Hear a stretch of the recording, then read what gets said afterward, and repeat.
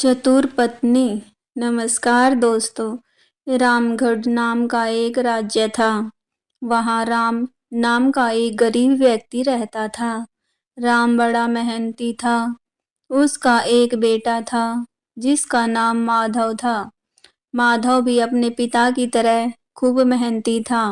माधव जब बहुत छोटा था तो उसकी माँ का देहांत हो गया था। माधव के पिता ने फैसला किया कि अब वह दूसरी शादी नहीं करेगा और खुद ही माधव को पालने लगा। बड़ा होने पर माधव भी अपने पिता के साथ काम पर जाया करता था। दोनों बाप बेटा राजा विक्रम के यहाँ नौकरी करते थे। राजा उन्हें रोजाना उनकी मेहनत के बदले केवल 2 किलो अनाज देता था। इतने अनाज में बड़ी मुश्किल से दोनों बाप बेटों का गुजारा होता था, इसलिए वह दोनों हमेशा भूखे ही रहते थे। एक दिन माधव अपने पिता से कहता है, पिताजी, हमें राजा की नौकरी छोड़ देनी चाहिए। हमें कुछ और काम करना चाहिए या फिर किसी दूसरे शहर में जाकर नौकरी करनी चाहिए। राजा हमें इतना कम अनाज देता है, हमारा पेट भी सही से नहीं भरता और हम हमेशा भूखे ही रहते हैं। भूखे रहने की वजह से हम बहुत कमजोर हो गए हैं। अगर हम खाएंगे नहीं तो काम कैसे करेंगे? राम बोला, बेटा, कह तो तू बिल्कुल सही रहा है।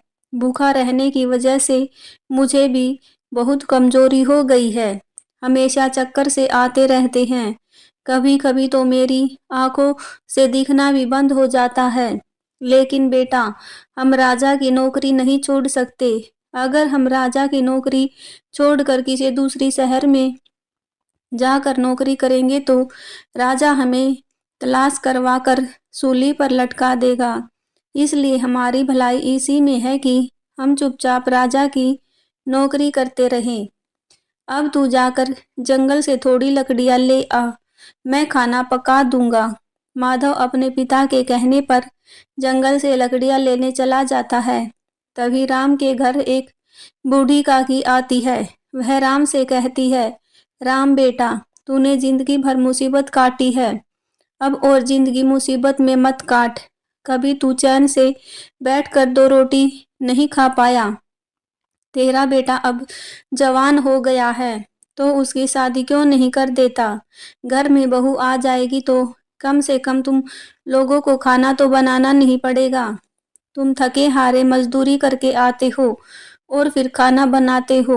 अगर बहू आ जाएगी तो तुम्हें बहुत से कामों में राहत मिल जाएगी। तभी राम बूढ़ी काकी से बोला, अरे काकी, माधव की शादी हुए 1 साल हो चुका है। बूढ़ी काकी सुनकर हैरान होती हुए बोली, क्या कहा तूने? माधव की शादी को 1 साल हो चुका है, लेकिन तूने कभी किसी को बताया नहीं। आखिर क्या वजह है इसकी? जरा मुझे भी तो पता चले। राम बोला, काकी, वजह तो कुछ नहीं है। माधव की बहू अपने माँ के घर है। काकी बोली, माँ के घर क्यों है? तूने उसे वहां क्यों छोड़ रखा है? काकी बोली, बेटे की शादी क्या बहू को मायके में छोड़ने के लिए की जाती है? तू अपने बेटे से कहता क्यों नहीं कि वह अपनी पत्नी को मायके से लेकर आए? तू आज ही माधव को भेज दे बहू को लेकर आने के लिए। राम बोला, कैसे भेज दूं काकी? हमारे घर तो एक चारपाई तक नहीं है जिस पर वह बेचारी आकर बैठ सके, और ना ही हमारे पास इतने पैसे हैं कि हम चारपाई खरीद कर ला सके। और फिर माधव के पास ऐसे कपड़े भी तो नहीं हैं जिन्हें पहनकर वह अपने ससुराल जा सके। उसके पास केवल 2 जोड़ी कपड़े हैं, वे भी फटे हुए हैं। फटे हुए कपड़े पहनकर जाता हुआ माधव भला कैसे अच्छा लगेगा? काकी बोली, अरे वाह रे राम, मैं तो तुझे बड़ा अक्लमंद समझती थी, लेकिन तू तो मूर्ख से भी बड़ा मूर्ख है। बस इतनी सी बात के लिए तूने माधव की बहू को उसकी माँ के घर छोड़ रखा है। मैं तो सोच रही थी कोई बड़ा बखेड़ा होगा। यह भी भला कोई बात हुई? चारपाई और कपड़ों की वजह से तुम बहू को नहीं लेकर आ रहे। चल, मैं दूंगी तुझे चारपाई बहू को बैठने के लिए, और माधव के लिए नए कपड़े भी लाऊंगी। इतना कहकर बूढ़ी काकी अपने घर चली जाती है। उसके बाद राम भी सोचने लगता है, काकी सही कहती है, मुझे माधव की बहू को बुला लेना चाहिए। अगर बहू आ जाएगी तो घर के कामों से हमें राहत मिल जाएगी। मैं कल ही भेज दूंगा माधव को बहू को लेने के लिए। फिर राम बुढ़िया काकी के घर आता है और बुढ़िया काकी से माधव के लिए कपड़े और चारपाई ले आता है। माधव चारपाई देकर अपने पिता से कहता है, पिताजी, आप यह चारपाई कहाँ से लाए हैं? राम बोला, बेटा, मुझे यह चारपाई काकी ने दी है और उन्होंने तुम्हारे लिए नए कपड़े भी दिए हैं। माधव बोला, लेकिन पिताजी, काकी ने तुम्हें यह चारपाई और मुझे यह नए कपड़े क्यों दिए हैं? बेटा, काकी ने चारपाई तेरी बहू के लिए दी है और यह नए कपड़े तेरे लिए। मैं कहता हूँ तू कल इन कपड़ों को पहनकर अपने ससुराल जा और अपनी बहू को लेकर आ। लेकिन पिताजी, हम अपना पेट ही बड़ी मुश्किल से भर पाते हैं, ऐसे में हम मोहिनी को क्या खिलाएंगे? वह हमारे घर का हाल देखेगी तो क्या सोचेगी? यह सब जानता हूँ बेटा, लेकिन बहू को जिंदगी भर के लिए मायके में भी नहीं छोड़ा जा सकता। कभी तो कभी उसे लाना ही होगा। इसलिए एक काम कर, तू कल ही जाकर उसे लेकर आ जा। ठीक है पिताजी, जैसी तुम्हारी मर्जी। मैं कल ही मोहिनी को ले आऊंगा। फिर अगले ही दिन माधव काकी के दिए हुए कपड़े पहनकर मोहिनी को लेने अपने ससुराल जाता है। ससुराल में माधव की खूब खातिरदारी होती है। माधव एक हफ्ते तक ससुराल में रुकता है। उसके बाद वह अपनी पत्नी मोहिनी को लेकर अपने घर चल देता है।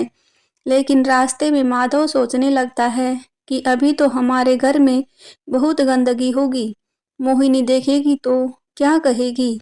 एक काम करता हूँ, मोहिनी को बूढ़ी काकी के घर छोड़ आता हूँ। उसके बाद मैं अपने घर की सफाई कर लूँगा। माधव अपनी पत्नी को बूढ़ी काकी के घर छोड़कर अपने घर चला जाता है। जब राम ने माधव को अकेले आते देखा तो वह बोला, बेटा, तू अकेला ही आ रहा है? तेरी पत्नी कहाँ है? तू उसे क्यों नहीं लाया? पिताजी, मोहिनी को मैं ले आया हूँ, लेकिन मैंने उसे बूढ़ी काकी के घर छोड़ दिया है, क्योंकि हमारे घर में बहुत गंदगी है। सारा सामान यहाँ वहाँ बिखरा हुआ है। मोहिनी यह सब देखेगी तो शायद उसे अच्छा नहीं लगेगा। जब मैं घर की सफाई कर लूँगा तो मोहिनी को अपने घर ले आऊँगा। बेटा, साफ सफाई तो बाद में होती रहेगी।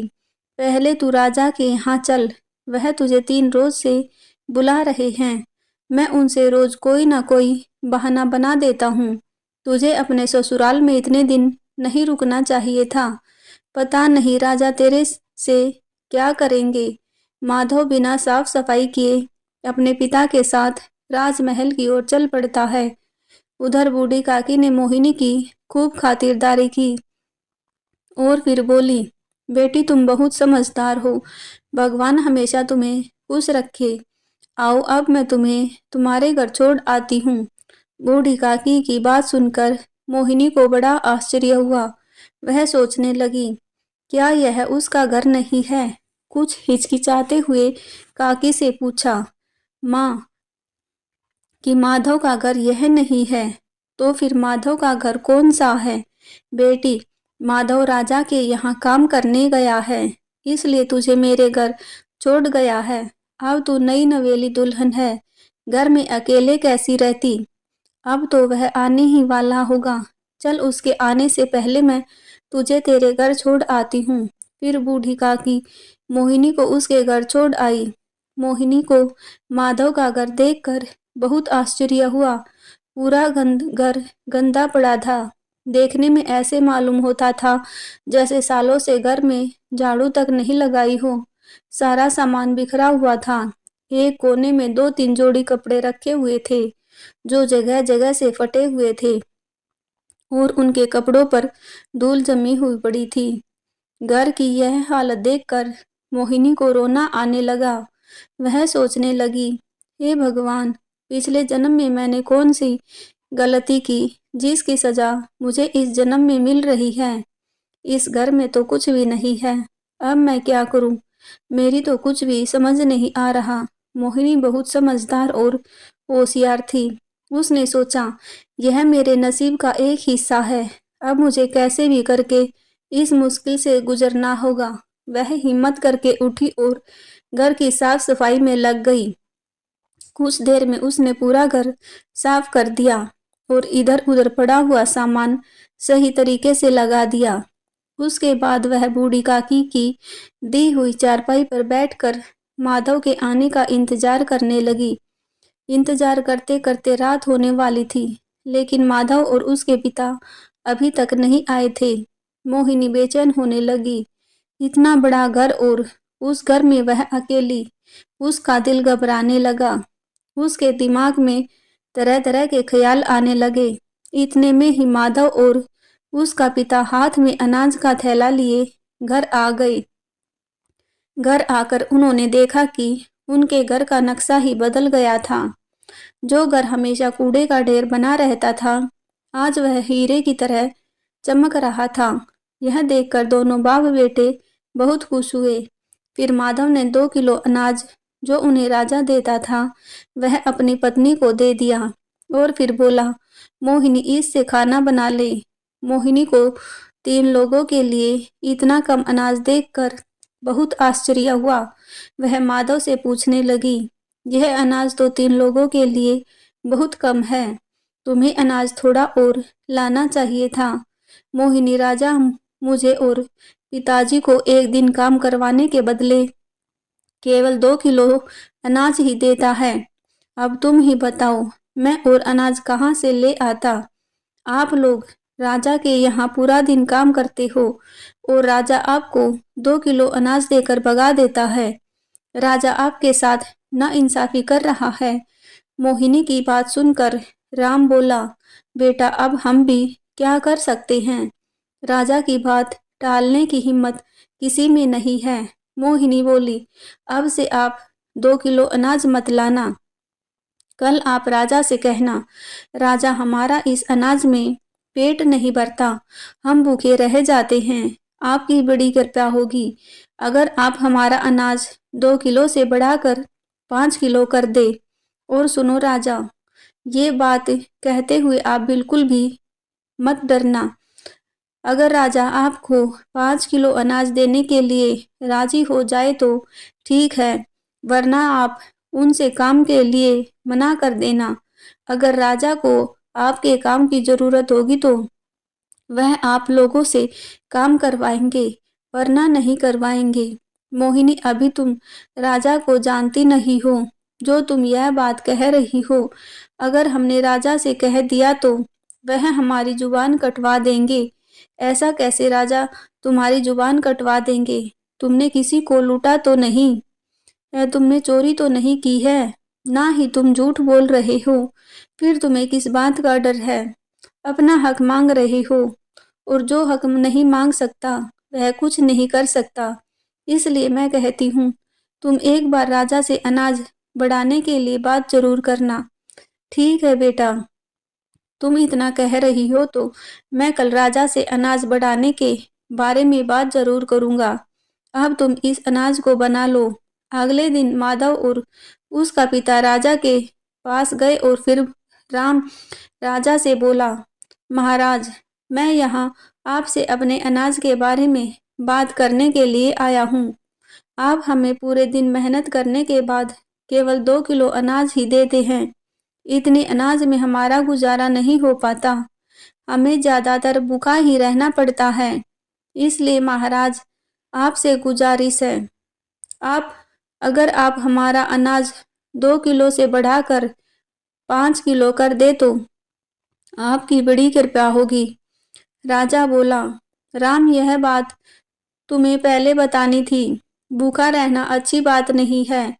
अगर तुम भूखे रहोगे तो खाली पेट काम कैसे करोगे? मैं आज से ही तुम्हारा अनाज 5 किलो नहीं बल्कि 8 किलो कर देता हूँ। फिर राजा मंत्री से कहता है, मंत्री जी, आज से राम को रोजाना 8 किलो अनाज दिया जाए और दूसरे जितने भी मजदूर हैं सभी का अनाज बढ़ा दिया जाए।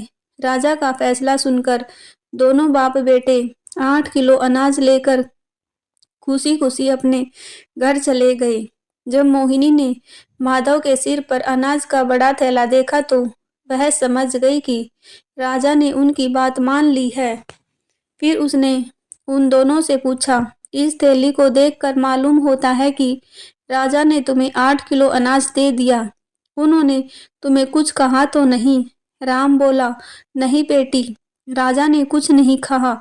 हमने महाराज से अपनी मजदूरी का 5 किलो अनाज मांगा, लेकिन महाराज ने हमें 8 किलो अनाज दे दिया। आज से हमें रोजाना हमारी मेहनत का 8 किलो अनाज मिलेगा। हम महाराज से बेकार ही डरते थे, लेकिन महाराज बहुत ही दयालु हैं। उन्होंने हमारे साथ साथ सभी का अनाज में बढ़ोतरी कर दी। सभी घर वाले बहुत खुश थे। राम ने मोहिनी को बहुत आशीर्वाद दिया। मोहिनी बहुत होशियार थी। राजा द्वारा दिए गए अनाज से वह आधा अनाज बचा लेती और आधे को पका लेती। कुछ महीने तक उसने यही काम किया। फिर एक दिन उसने अपने ससुर से कहा, आप राजा से कहना कि मैंने अपने बेटे की शादी कर ली है। अब हम परिवार में 3 सदस्य हो गए हैं। आप जो अनाज हमें देते हैं उससे हमारे पूरे परिवार का पेट नहीं भरता। थोड़ा और अनाज बढ़ा दे तो अच्छा होगा। राम बोला, ठीक है बेटी, हम राजा से ऐसा ही कहेंगे। अगले दिन शाम को काम खत्म करके दोनों बाप बेटे राजा के पास गए और राजा से बोले, महाराज, मैंने अपने बेटे की शादी कर ली है। अब हमारे घर में 3 सदस्य हो गए हैं। अगर आप हमारा अनाज थोड़ा और बढ़ा देंगे तो आपकी कृपा होगी। राजा बोला, यह तो बहुत अच्छा किया तुमने राम, जो कि माधव की शादी कर दी। मंत्री से कहकर आज से ही मैं तुम्हारा अनाज 15 किलो करवा दूंगा। दोनों बाप बेटे 15 किलो अनाज लेकर घर आ गए। 15 किलो अनाज को देखकर मोहिनी बहुत खुश हुई। अब वह आधे से भी ज्यादा अनाज बचा लेती थी और बाकी बचे हुए को पका लेती थी। यह सिलसिला साल भर तक चलता रहा। अब मोहिनी ने काफी अनाज इकट्ठा कर लिया। फिर एक दिन वह अपने पति और ससुर से बोली, पिताजी, आज के बाद आप लोग राजा के यहाँ काम नहीं जाओगे। कब तक आप दोनों मजदूरी करते रहोगे? मजदूरी से हमें सिर्फ 2 वक्त का खाना मिल सकता है और कुछ भी नहीं। राम बोला, अगर बेटी हम मजदूरी नहीं करेंगे तो फिर क्या करेंगे? इस तरह से तो हम भूखे मर जाएंगे। मोहिनी ने कहा, आप लोग चिंता मत करो। आपको राजा जो अनाज देता था, मैंने उसमें से आधे से ज्यादा अनाज बचा लिया है। इस प्रकार मैंने काफी अनाज इकट्ठा कर लिया है। अब आप लोग बाजार में कोई दुकान खोल लीजिए और उसमें अनाज बेचने का काम शुरू कर दीजिए। भगवान ने चाहा तो कुछ ही दिनों में हमारा कारोबार अच्छा चलने लगेगा। राम बोला, ठीक है बेटी, मैं आज ही बाजार में कोई दुकान देखता हूँ और फिर कल से हम अनाज बेचना शुरू कर देंगे। राम ने बाजार में एक दुकान किराए पर ली और अगले ही दिन से अनाज बेचना शुरू कर दिया। कुछ ही दिनों में उसकी दुकान पर काफी अच्छी चलने लगी। दुकान पर ग्राहकों की लाइन लगती थी। यह सब देखकर दोनों बाप बेटे बहुत खुश हुए। दोनों जब भी दुकान से घर आते तो कुछ ना कुछ सामान घर के लिए जरूर लाते थे। एक दिन मोहिनी अपने घर के आगे बैठी थी। तभी उसकी नजर कोने पर एक सोने के हार पर पड़ी। सोने का हार देखकर मोहिनी की आंखें आश्चर्य से फटी की फटी रह जाती हैं। मोहिनी जल्दी से हार को उठा लेती है और उसे घर में ऐसी जगह रख देती है जहां किसी की नजर ना पड़े। उस दिन पूरे नगर में राजा के सिपाहियों ने ऐलान किया, एक चील रानी का सोने का हार लेकर उड़ गई है। जिस किसी इंसान को वह सोने का हार मिल जाए वह हार राजा को लौटा दे। इसके बदले राजा उस व्यक्ति को मुंह मांगा इनाम देंगे। रानी के हार की खबर पूरे नगर में फैल गई और किसी के जुबान पर रानी के हार की चर्चा थी। जब यह बात मोहिनी को पता चली तो उसने हार के बारे में किसी से जिक्र नहीं किया, इसलिए राजा को अभी तक रानी का हार नहीं मिल रहा था। राजा बहुत परेशान था। वह मंत्री से बोले, मंत्री, हार के बारे में कुछ पता चला जाए तो बताना। मंत्री बोला, ठीक है महाराज, अभी तक कुछ पता नहीं चला, लेकिन हार की तलाश जारी है। राजा बोला, मंत्री तुम एक काम करो, पूरे नगर में दोबारा ऐलान करवाओ कि अभी तक रानी का हार नहीं मिला है। अगर किसी भी आदमी को हार के बारे में कुछ भी पता हो, वह बिना डरे दरबार में आकर राजा को बताए, और जो भी हार ला कर देगा, मैं उसे मुंह मांगा इनाम दूंगा। मंत्री सिपाही से दोबारा पूरे नगर में ऐलान करवा देता है। अगले दिन मोहिनी अपने ससुर और पति से कहती है, मैंने सुना है रानी का हार चील लेकर उड़ गई है, और जो भी उस हार को तलाश करके राजा को देगा, राजा उसे मुंह मांगा इनाम देंगे। कहीं राजा झूठ तो नहीं बोल रहे हैं? राम बोला, नहीं बहू, महाराज कभी झूठ नहीं बोलते। वह जो भी वादा करते हैं उसे पूरा करते हैं। राजा को पंडितों ने बताया कि हार किसी घर के आगे पड़ा हुआ था। तभी मोहिनी बोली, पिताजी, पंडित सही कहते हैं, हार हमारे घर के सामने पड़ा हुआ था। अब रानी का हार मेरे पास है, आप जाइए राजा को यह दे दीजिए। राम मोहिनी से हार लेकर राजा को सौंप देता है। रानी का हार देखकर राजा बहुत खुश होता है। उसके बाद राजा भी राम से कहता है, राम, हम तुमसे बहुत खुश हैं। शर्त के मुताबिक अब तुम हमसे जो भी कुछ मांगना चाहते हो वह मांग लो, हम तुम्हें देने के लिए तैयार हैं। राम बोला, महाराज, मैं आपसे क्या मांग सकता हूँ? आपके हमारे ऊपर पहले से ही बहुत एहसान है। यह तो मैंने अपने कर्तव्य का पालन किया है। राम, मैं जानता हूँ तुम बहुत ही ईमानदार और एक सच्चे इंसान हो, लेकिन अब तुम्हें कुछ ना कुछ तो अवश्य ही मांगना होगा। मैं तुम्हें तुम्हारी ईमानदारी का इनाम देना चाहता हूँ। राम बोला, महाराज, आप इतना कह रहे हो तो ठीक है, मैं पहले अपने परिवार से बात करके उसके बाद आपको बताऊंगा। राजा बोला, ठीक है, तुम पहले अपने परिवार वालों से बात करके मुझे कल बता देना। उसके बाद राम अपने घर चला जाता है। घर जाकर बहू मोहिनी से बोलता है, बेटी, महाराज मुझे इनाम देना चाहते हैं, लेकिन मैंने उनसे कह दिया कि घर वालों से बात करके बताऊंगा। मोहिनी बोली, आपने बहुत अच्छा किया पिताजी। अब आप राजा से कहिए कि महाराज, अगर आप मुझे थोड़ी सी जमीन का टुकड़ा दे दे तो उस पर हम खेती करके अपने परिवार का गुजारा सही तरीके से कर सकते हैं। राम बोला, ठीक है बेटी, जैसा तुम कह रही हो मैं महाराज से वैसा ही कह दूंगा। अगले दिन राम राजमहल पहुंचकर राजा के सामने खड़ा हो गया। राजा राम से बोला, कहो राम, परिवार वालों से क्या बातचीत की? राम बोला, महाराज, अगर मुझे थोड़ी सी जमीन दे दे तो मैं उस पर खेती करके अपने परिवार का गुजारा कर सकता हूँ। फिर मुझे और मेरे बेटे को मजदूरी करने की भी जरूरत नहीं होगी। राजा बोला, ठीक है, मैं आज ही तुम्हें 5 बीघा जमीन दिलवा देता हूँ। मेरी भी भगवान से प्रार्थना है, इस जमीन पर खेती करके तुम फलो फूलो और जीवन में आगे बढ़ो। फिर राजा ने मंत्री से कहकर राम को 5 बीघा जमीन दिलवा देते हैं। अब राम दिन रात खेत में मेहनत करता है और माधव अनाज की दुकान पर जाता है। कुछ दिनों में वह बहुत मालदार हो जाते हैं। फिर माधव एक बहुत सी सुंदर घर खरीद लेता है। अब उनके घर में किसी भी चीज की कमी नहीं थी। इस प्रकार राम की बहू की समझदारी और चालाकी से उसके गरीबी के दिन कुछ ही दिनों में अमीरी में बदल जाते हैं। तो दोस्तों, आपको ये कहानी कैसी लगी? कृपया कमेंट बॉक्स में ज़रूर बताएं, और जय श्री कृष्णा लिखना ना भूलें।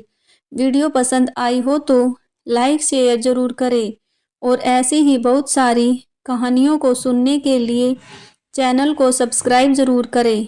वीडियो में अंत तक बने रहने के लिए आप सभी का धन्यवाद।